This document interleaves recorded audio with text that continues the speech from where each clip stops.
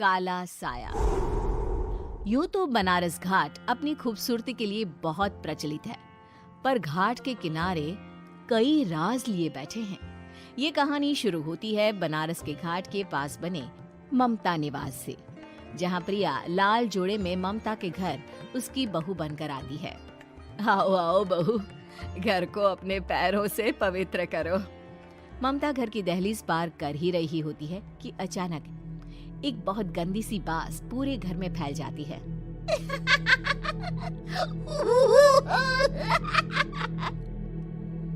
ये बदबू और ये आवाजें, ये कौन हंस रहा है माँ? अब ये पड़ोसी ना हमारे थोड़े अलग से है। कहाँ हम शाकाहारी और ये मांस मच्छी खाने वाले। छोड़, तू ध्यान मत दे और गृह प्रवेश कर। और हाँ बहू, अपनी सास की एक बात हमेशा याद रखना, इन पड़ोसियों से तो कभी बात नहीं करेगी। अच्छे लोग नहीं है ये। अपनी सास की ये बात मानेगी ना बेटा? हाँ माँ, जो आपकी मर्जी, मैं उनसे बात नहीं करूंगी। अगले दिन प्रिया अपनी पहली रसोई बनाने रसोई घर में जाती है। ये छोकी बात तो नाक में जा रही है। एक काम करती हूँ, खिड़की खोल देती हूँ। प्रिया खिड़की खोलने जाती है। इतने जाले, लगता है इस खिड़की को कभी खोला ही नहीं गया। पर ऐसा क्यों? ओह, नॉन वेज की स्मेल आती होगी ना। 2 मिनट के लिए खोल लेती हूँ, फिर बंद कर दूंगी। प्रिया खिड़की खोलती है। खिड़की खोलते ही उसकी नजर सामने वाले घर की खिड़की पर पड़ती है, जहाँ एक लड़की खड़ी होती है। हाथों में मेहंदी, लाल रंग की साड़ी, बिल्कुल सजी धजी, मानो प्रिया की तरह ही वो भी नई नवेली बहू हो। वो प्रिया को देखकर मुस्कुराती है। हे भगवान, माँ ने तो इनसे बात करने को मना किया था। प्रिया फौरन ही खिड़की बंद कर देती है और तवे पर चढ़े रोटी की ओर देखने लगती है, पर वहाँ रोटी न होकर मछली पड़ी होती है। ये क्या? पहली ही रसोई में इतनी बड़ी गलती। हे भगवान, अब मैं क्या करूं? प्रिया बहुत डर जाती है और फौरन रसोई की सफाई करने और फिर सभी के लिए खाना बनाने लग जाती है। जब वो सबको खाना परोसती है, सब तो ठीक है, मैं बेकार में चिंता कर रही थी। हे भगवान, ऐसे ही बस अपनी कृपा बनाए रखना। रात के वक्त जब सब सो रहे होते हैं, तब प्रिया को पायल की आवाज सुनाई देती है, जिससे उसकी आंख खुल जाती है। ये पायल की आवाज कहाँ से आ रही है? प्रिया उठकर उस आवाज के पीछे छत की सीढ़ियों तक जाती है। तभी उसे बच्चे के रोने की आवाज आती है। प्रिया छत पर जाती है तो क्या देखती है? वही लाल साड़ी वाली लड़की अपनी गोद में एक नवजात बच्चे को घुमा घुमा कर सुला रही है। तभी प्रिया की नजर उसके पेट पर पड़ती है। ओह गॉड, ये तो प्रेग्नेंट भी है। सुनिए, बच्चा सो नहीं रहा है क्या? मैं कुछ मदद करूं? नहीं नहीं, आपके घर वालों को अच्छा नहीं लगेगा, मैं संभाल लूंगी। स्नेहा की गोद से बच्चा हाथ मारकर प्रिया की गोद में आने को छटपटाने लगता है। दोनों घर अगल बगल में बने होने के कारण प्रिया उस बच्चे को गोद में ले लेती है। प्रिया के पास आते ही वो सो जाता है। बच्चे का वो स्पर्श रात भर प्रिया भूल नहीं पाती और अगली सुबह वो छत पर कपड़े सुखा रही होती है। तभी उसे एक औरत इशारा करके बुलाती है। स्नेहा कह रही थी बाबू तुम्हारी गोद में आते ही सो गया। मैं गौरी, स्नेहा की माँ हूँ। बहू, घर आना, बाबू को खिला भी लेना। शाम को जब घर पर कोई नहीं रहता, बच्चे से मिलने के लिए प्रिया छिपकर अपनी पड़ोसन के घर चली जाती है और कुछ देर बच्चे को खिलाकर वापस लौट आती है। इसके कुछ दिन बाद ही प्रिया को पता चलता है कि वो माँ बनने वाली है।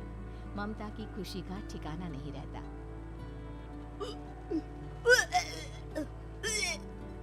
माँ जी, पता नहीं क्यों उल्टी आ रही है। प्रिया भागती हुई वॉशरूम में जाती है तो हरे और लाल रंग की उल्टी करती है। उस उल्टी में से कीड़े निकलते हैं। ये क्या? खून और ये कीड़े! माँ! माँ! प्रिया की आवाज सुनकर ममता दौड़ कर आती है, पर बेसिन में कुछ नहीं होता। प्रिया हक्की बक्की रह जाती है। ये सब क्या हो रहा है? प्रिया घबरा जाती है और अपने कमरे में जाकर सो जाती है।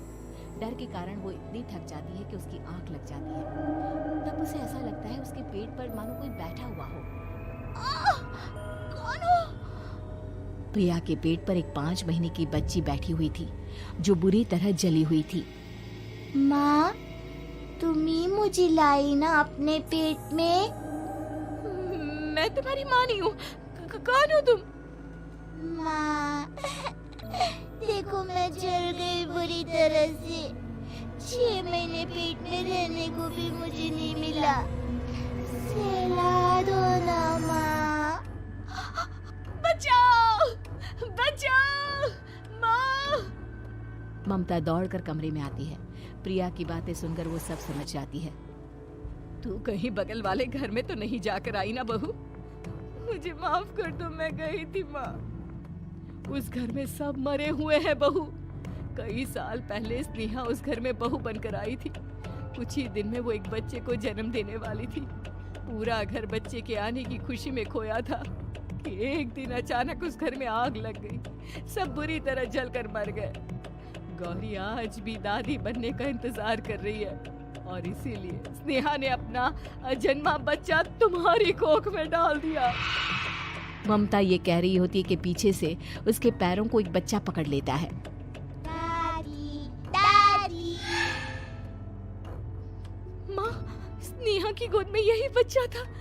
ये बच्चा कौन है फिर? तेरी मौत है। तेरी भी दादी। जिस चीज का ममता को डर था वही हो गया। ममता निवास के ऊपर मौत ने चादर बिछा दी थी। प्रिया का पेट ऐसे बढ़ जाता है मानो 9 महीने का हो। 2 हाथ उसके पेट से बाहर निकलते हैं। बहू, संतोष को फोन कर, किसी पंडित जी को बुला बहू। प्रिया का पति भागता हुआ घर आता है।